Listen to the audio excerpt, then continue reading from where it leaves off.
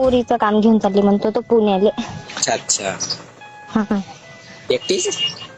एकटी नाही तर काल 10 जणांना नेणार आहे. शुभम मामा चालला संग. शिवमामा कोण? पोरी काढणारा.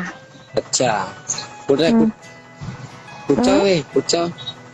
आपल्याच गावातला हे इकडं राहते फुकटनगर मध्ये. ते कल्याणी आत्या करते वाटतं ते काम. हो. सोडला का?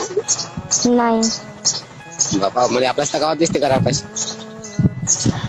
मोबाईल वर काम करत असते याईनी. अच्छा असं आहे का? तिचे काम तिले जेल झालती ना या कामासाठी. हा हा.